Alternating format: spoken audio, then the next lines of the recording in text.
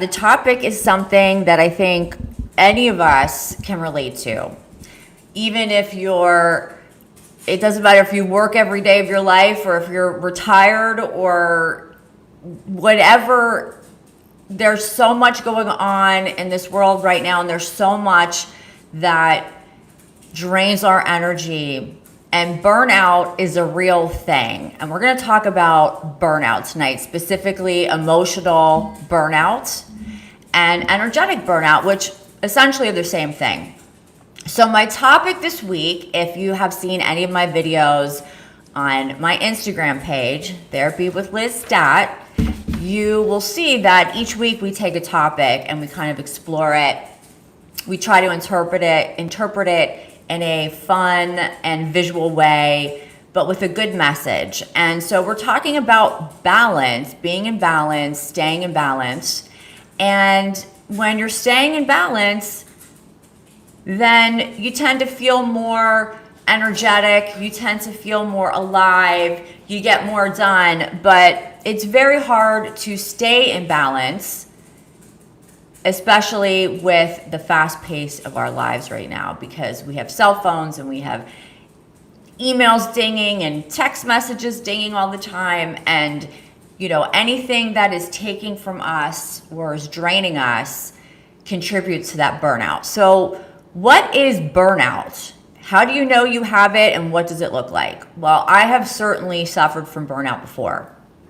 And what burnout essentially looks like is fatigue, irritability, sadness, maybe not so much a deep depression, but just a sadness, just kind of feeling like something's wrong with me, but I don't know what it is. And you might be sleeping more, or you might have insomnia, but you're starting to get these extreme symptoms that don't really feel like you. And there is a difference between plain old depression and then the burnout that I'm talking about, but depression can certainly be a part of burnout. But burnout is exactly what it sounds like. It's like we all have a light within us. We all have a flame, let's say. And that flame represents our energy. So when we're well rested and our lives are well managed and we have good boundaries in place and we're doing and living our lives in alignment with what we love or things that we enjoy, we tend to have that very bright flame if we're trying to sort of measure emotional energy, which is kind of the same thing. So when we're doing well and our lives are in balance and we're on top of things, then our flame can burn very bright. But if we continue to give and give ourselves and invest ourselves emotionally or physically in other people's lives, we probably won't burn out if we're really just taking care of ourselves. So I'm going to take a leap here and say that burnout is really when you're giving your own energy away. You're giving that flame, little pieces of that flame out to all these different situations, people, places, things around you. And as you do that, that flame starts to get dimmer and dimmer and dimmer and dimmer. And then eventually, if you just keep going, and you're not taking care of yourself and you're diving into everybody else's stuff and your own work stuff, that flame will literally burn out. And that is where we get the term burnout. It is a state of emotional and energetic drainage when the cup is empty, the flame is out, we have nothing more to give. We are emotionally exhausted. And I've seen people burn out in therapy from just emotional things because we don't stop and think how much, think of emotion almost as like a gas tank, right? And if you only have that flame so big and you only have so much emotion to give away, and then you give it all away and you have nothing left for yourself, you feel drained. And it can just be from an emotional situation. It could just be because you are going through a breakup or divorce or something traumatic happened.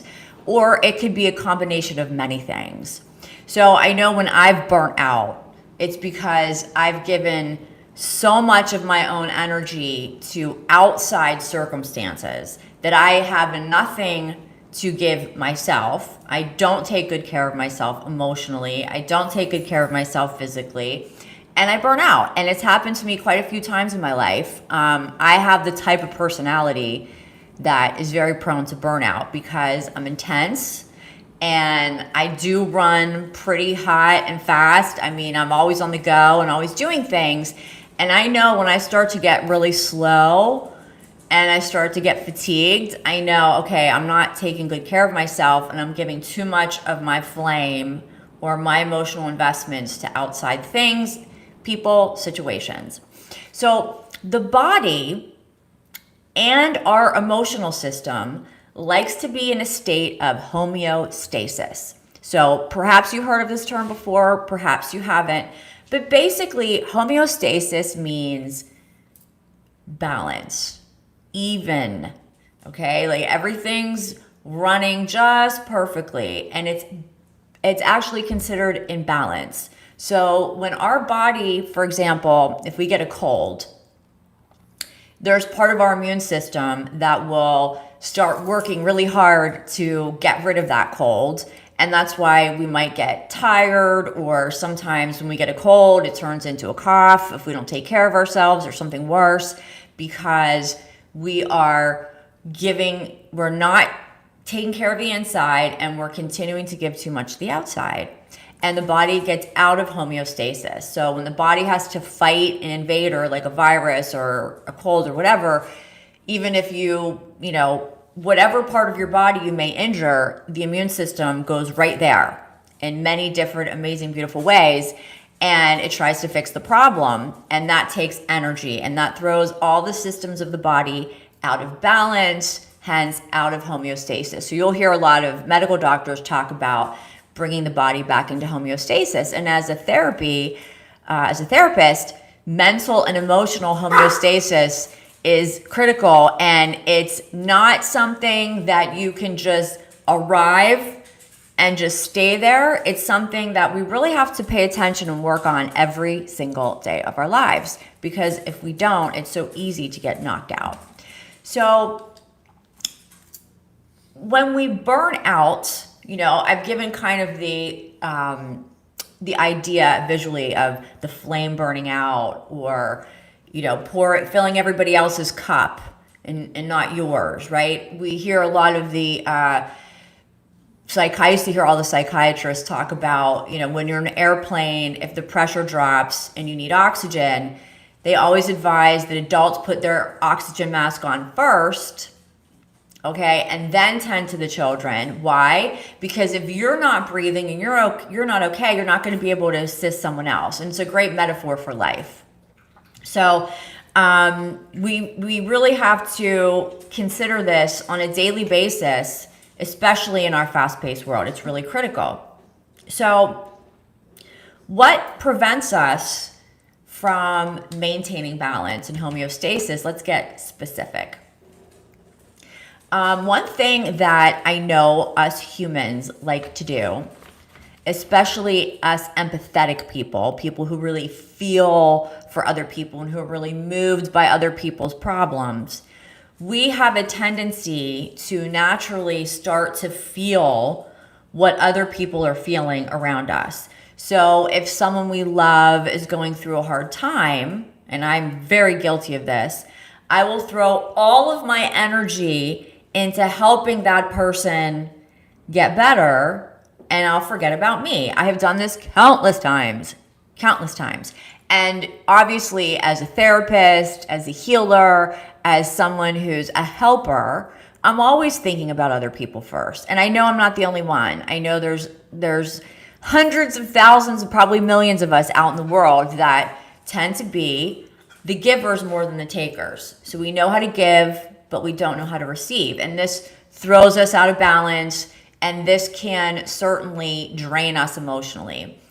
When we as humans, I believe, love to dive into things outside of us, right? So somebody wants to say hi here. Oh yeah, my little Roxy wants to say hi. Hi, Rox. Okay, we're talking on the show. You want to join us? Yeah, she loves to hug and kiss. Isn't she the cutest thing? This is my puppy, Roxy. She's 8 months old. She fills my cup up. She gives me so much love that I could never repay her. Never.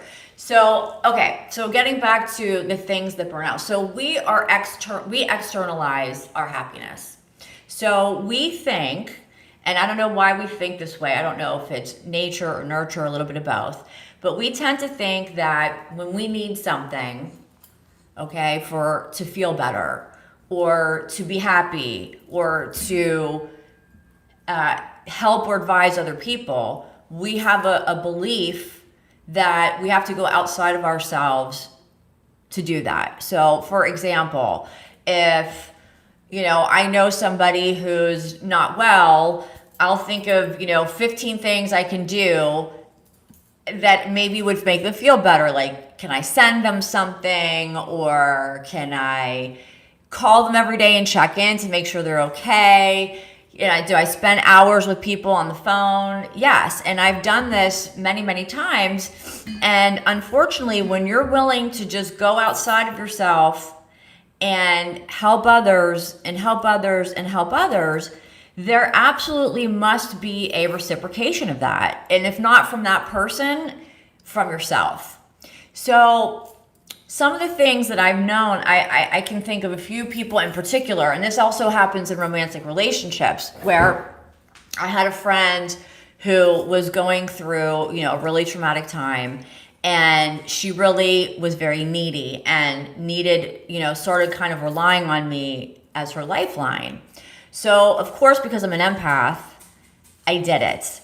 And no matter how exhausted I was, no matter how tired I was, I always spoke to her. I always made time for her, late at night, early in the morning, on and on and on. And this went on for a very long time.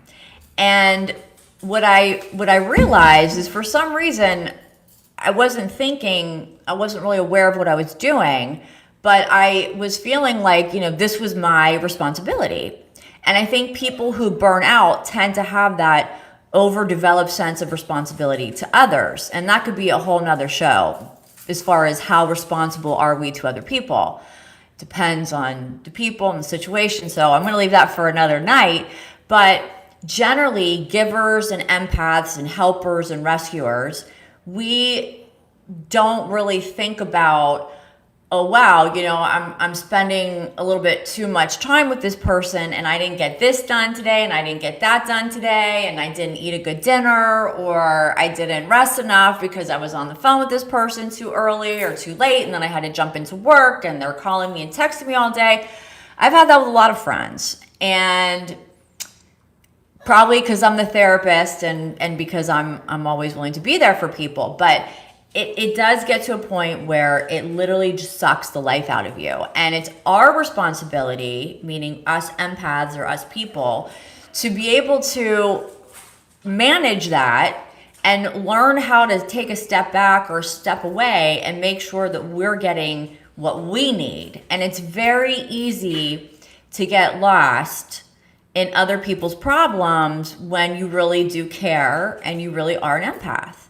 And so to get back to my story, I was giving and talking and this and oh my God, and you can't imagine how much of myself I gave to this friend of mine. And in return, I really was getting very, very little. Maybe at some point she would ask how I was doing, but it was always about her and her problems and her issues and her this and her that and her tears and da da da da, and it goes on and on and on. Well, I think I finally woke up one day and I started to realize that I think this person was like an emotional vampire, almost like sucking the life out of me. And I was participating in that. I was allowing that, not aware of what it was doing to me. I was not aware of that. I was just, doing what I thought I needed to do. I was thought I was being a good friend. I thought I was taking care of her. And when I love somebody, anyone who's friends with me knows this about me, I will go to all ends of the earth to make them happy and to help them. And that's something that, especially this past year, I really had to get a hold of. And I'm sure whoever's watching, if you're watching this topic, I'm sure you can relate.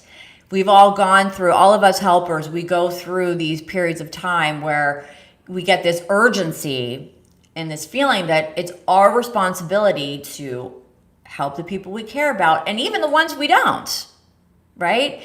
So when we're doing too much of that and we're abandoning the self, again, innocently and not realizing it, and putting all of our energy into all these external things and never really properly nurturing ourselves, that flame gets smaller and smaller and smaller. And let me tell you something. Another thing I realized from burnout is the people who take you there, the people who take all that from another person, and I should have thought about it the many times it's happened to me.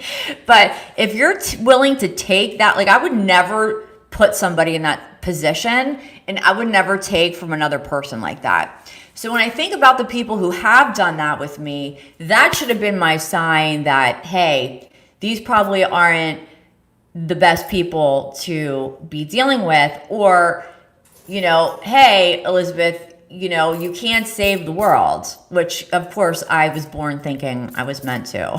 And then I've learned that no, it's not my job.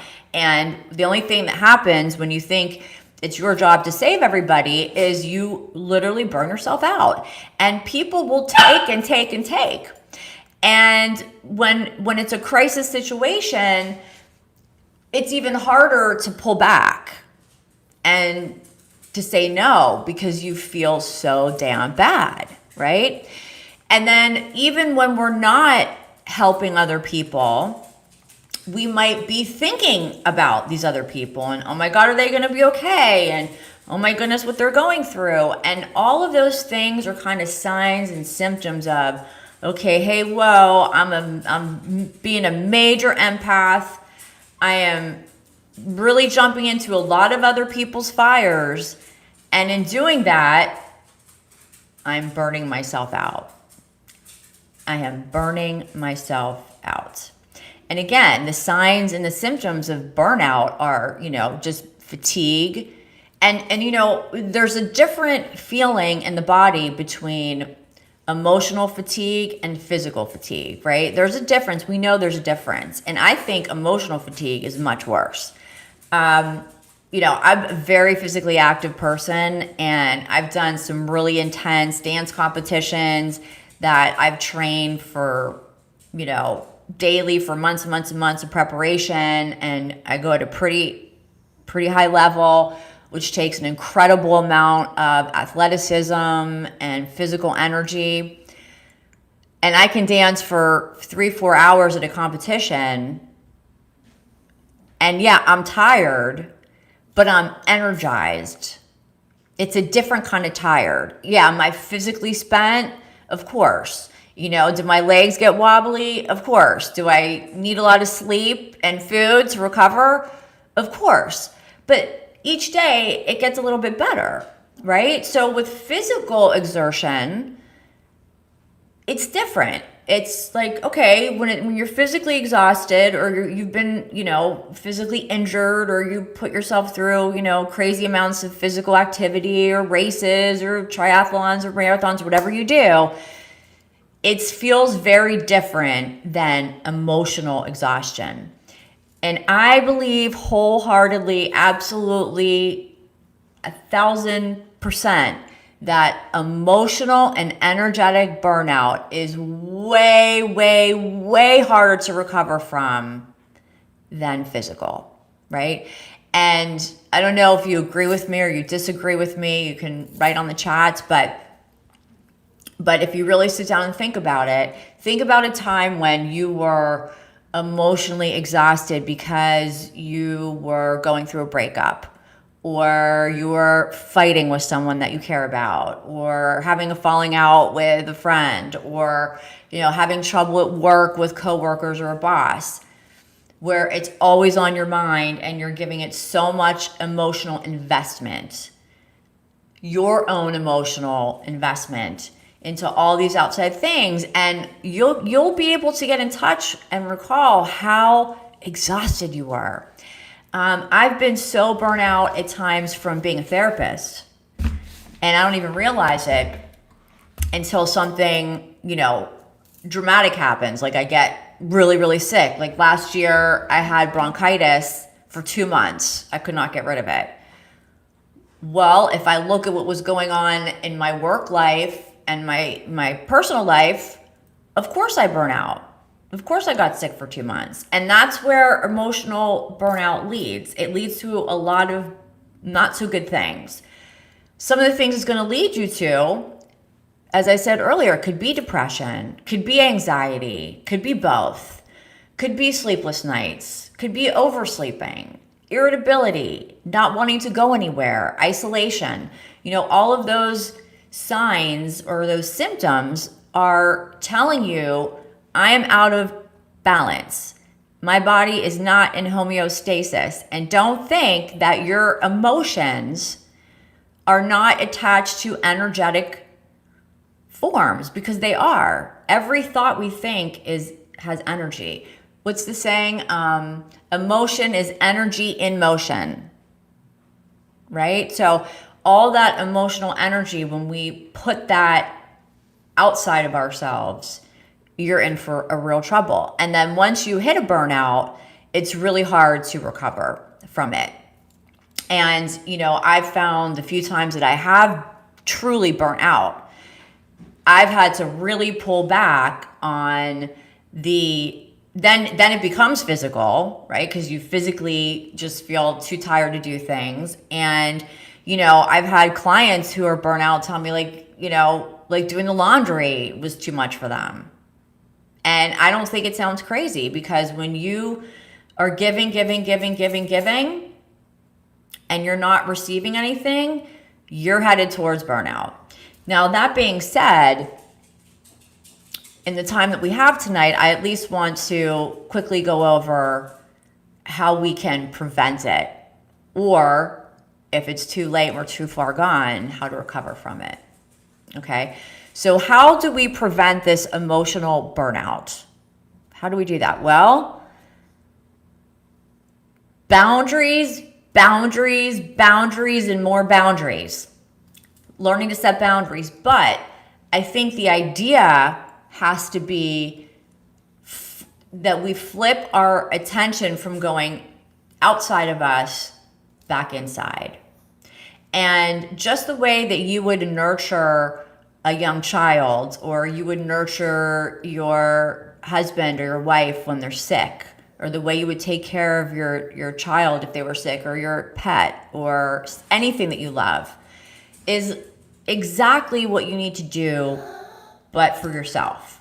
So when you start to see these symptoms, or you start to feel like, wow, God, this person is so draining, or I can't deal with this situation anymore, I've had enough, we know it's time to back up and start setting emotional boundaries. So, when we think about boundaries, sometimes we think about, okay, I have to say no to someone, or I have to learn to, say I can't do this. And those are important skills. But I think there's also boundaries emotionally. And I was talking to someone last night about it. Imagine that you have a dial, okay? And it goes from, let's say, 0 to 12. And when you're at 12, your empathy is turned all the way up. And that means you are sensitive to everything going on around you, to everybody's pain and everybody's problems. And you're all around, worked up and trying to help everybody else and neglecting the self. And if you turn the meter down closer to 0, that means you're completely turned inward and sort of isolating to get yourself back together. So the idea, ideally, is we want to be at a 6. We want to be at that homeostasis, balanced, middle point where yes, we have energy to help people that we love and take care of the things we love and that are important to us, but also be able to take care of ourselves on an equal playing field, right? And I see a lot of burnout happen in romantic relationships.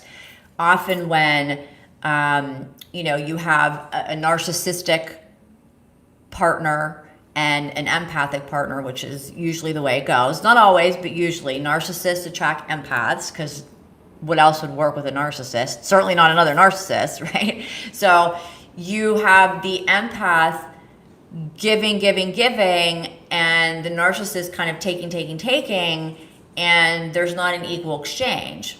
I see a lot of that with, when we're loving an addict, for example. We, are trying to help someone that is not helpable, because the only help an addict can really receive is from itself, at least to start. Then, sure, people can jump in. But when you love someone who's in the throes of addiction, you might as well just, cut a hole and just dump it all out, because it's just going to fly away and fly out of you. So those are kind of the high risk situations. But I think we can, always benefit from sitting back and looking at our relationships and looking at where we're putting our energy. Sometimes in therapy, I will draw like a big pie, and I'll, slice the pie, and I'll show people like, okay, so 80% of everything you talk about and everything you put your energy into is work. And then, the other, say 80%, the other 20% is just slivers that you give to yourself and to your family. Or everything in your life revolves around this one guy, all of it, and you're not getting any of your needs met in the relationship. It can happen in platonic friendships, it can happen in family relationships, in romantic relationships, in working relationships, and sometimes also, my family used to always say to me, like, you're doing too much. Like, you're up, you're at the gym, then you're home, you're working, you're back at the dance studio, then you're home, then you're doing this, and I'm always moving like a grasshopper. And that is also a way to take yourself to a burnout, because you're not doing the internal nurturing. Okay, so how do we deal with burnout? Okay, so preventing is being aware, and then that awareness leads to having to do certain things by pulling back from external situations and flipping it on yourself and giving more energy to yourself than anybody. And I can tell you, most of it, like 99% of all the situations where I became emotionally drained in a relationship, I always got screwed somehow in the end. The person was unappreciative, they turned on me, they, didn't give a shit what I was doing, because they just takers take. That's what they do. They just take, and they don't really pay any attention to what it's doing to you, because if they did, they wouldn't take like that in the first place. So to all of you out there who are afraid to say no or afraid to pull back from relationships and nurture yourself, let me tell you something, do it. Because otherwise you're gonna wind up in a really sad situation. Because remember, if someone's gonna take that much from you, something is wrong with them. I would never, ever, ever ask what other people have asked of me from anybody. Nothing even close. And when I started to realize that, I started to see things a little bit more clearly. And I'm like, well, wait a second, they never do things like this for me. I mean, they don't do really much. Oh, but they're going through a hard time, so let me keep doing. And then you're burnout, and then when you're not useful to them anymore, then they might just throw you away and go get their supply from somewhere else. So I don't mean to sound negative, but I'm just wanting to sort of save you or warn you about what can happen. Treating burnout is difficult, and I highly recommend that you call me and set up a session if you're burnt out, because you want to intervene as soon as possible. But some of the ways that we treat it is we start looking at, okay, who and what needs to be eliminated from your life. Because if there's not an even exchange of giving and taking, and that giving and taking could be, energetic, emotional, whatever. If there's not reciprocation, then you're heading in the wrong direction. And of course, there are going to be times in the life of every relationship where one person, may be going through something really difficult, and they're going to need a little bit more emotional attention and nurturing than in other times, and so will you. And that's balances out over time in healthy relationships. But relationships cannot be one-sided. Everybody deserves to have their needs met, period. And will it fluctuate in long-term relationships? Of course. But I'm talking in these extreme situations where you're just running yourself into the ground. So, the step one of treating burnout is like taking a hard look at your relationships and the things that you are involved in, activities, commitments, and you have to start scratching things off the list. And anybody who is not willing to be in a homeostatic relationship, in a balanced relationship with you, is not going to be a healthy relationship for you. And this might be hard to hear. And I don't care if it's parent-child. I don't care if it's brother and sister. I don't care if it's husband and wife. I don't care what it is. It's going to wind up the same. So sometimes we have to pull back from, family members or people that we were really close to when we kind of see where it's going. And when you can start eliminating the, not the fluff, but when you start cutting out the holes in the sheet, right? Or the holes in the sieve, like you start patching those holes up, maybe that's a better way to say it, so that your energy isn't just leaking out and going into a black hole and you're not getting anything back. When you start doing that, you're going to start to feel better, I promise you. And you may also have to take a hard look at every aspect of your life, right? So we might have to look at finances. We might have to look at your health. We may have to look at more than just relationships, right? All the important parts of life. There's many, right? So we might have to look at everything and say, okay, everything needs a little tweaking, a little adjustment. And how is this working out? How can I arrange things or reorganize my life so that I don't feel like I'm being drained? And that can take some time. But it's really empowering to do it. And I love going through this type of situation with clients, especially because I've been through it. And I don't think balance is something that we hit and maintain forever. I think it comes in phases. I think we get wrapped up in life and we get overindulged in people, places, and things. And then we get the signs and symptoms and we say, okay, I'm going to pull back a little bit and then I'm going to move forward again. So it's kind of like we relate, we hit some tension, we pull back, and then we leap forward. It's very much a natural pattern of life. So I don't know that we can be in homeostasis all the time for the rest of our lives, but I think it's something we can always work towards. And I think we all need things in our lives that we do every single day that nurtures us. So I was spending time with my cousin yesterday, and we were talking about, what our morning rituals are and how we both love our morning rituals, and we both love a cup of coffee in the morning. So something that we agree that we both love that's really important to us is when I wake up and I take care of the doggies, then I get my cup of coffee at the same time I'm feeding them and letting them out, and then I sit on my balcony with my dogs and I meditate for a little while. I might even look for I always like to look at different prayers from different cultures, and maybe I'll recite one of them, and I practice gratitude, what I'm thankful for. and I organize what I want to get done that day, and what clients am I seeing, and at what time, and what other commitments do I have. And I do that every single morning, and it's my favorite time. My favorite time is right before bed, because I love winding it down. I take the dogs to the park, right guys, before we go to bed, and get them all cleaned up and together, and they get their treat, and then wash my face, brush my teeth, get into bed and watch TV. And when you get in that bed at the end of the day, it feels so, so good.